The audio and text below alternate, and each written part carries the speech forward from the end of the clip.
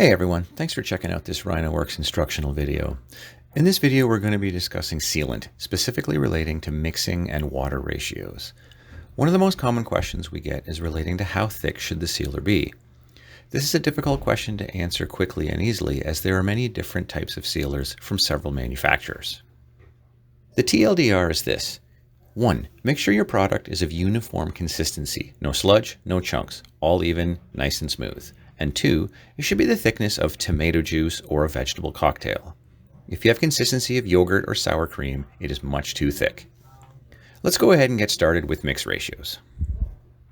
Every sealer on the market should have some kind of mixing ratio. This is typically 5% to 40% water. What this means is that you need to add that much water to your sealer concentrate in order to make it spray correctly. In this example, we took a 55-gallon drum and the label identified that it should have between 0 and 5 gallons of water per 100 gallons of sealer, so up to 5% water. If you're missing these instructions, we recommend reaching out to your dealer or even the manufacturer directly for directions. This leads to the next point of mixing. If we look further down the label, we can see stir well before using, which is excellent advice. If perhaps slightly vague, mixing is the most important thing that you can do to minimize clogs and other spraying delays. In fact, the two best pieces of advice that we can give you are as follows. 1, always have uniform consistency, and 2, always have the appropriate viscosity, which is just a fancy way of saying make sure you have the appropriate amount of water added to your sealer. If we look at this particular barrel, you can see a thick layer of dense foam on top and a fairly watery layer underneath. There was also a few inches of concentrated sludge at the very bottom. Upon first glance, it may seem that this barrel is ruined. However, with about 10 minutes of mixing and scraping the sides, we were able to turn this barrel into a usable barrel of sealant.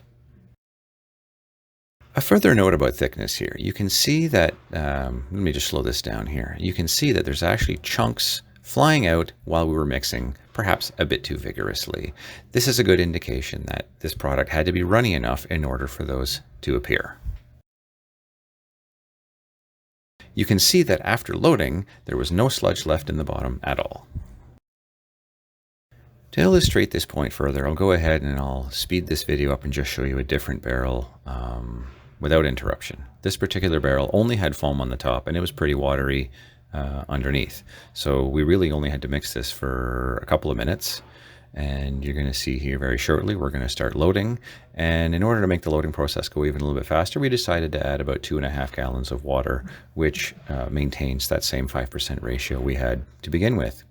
And if you see here, as the barrel gets emptier, there's no sludge at the bottom, and we basically took a barrel that was questionable and made it salvageable and usable in the long run. That should do it.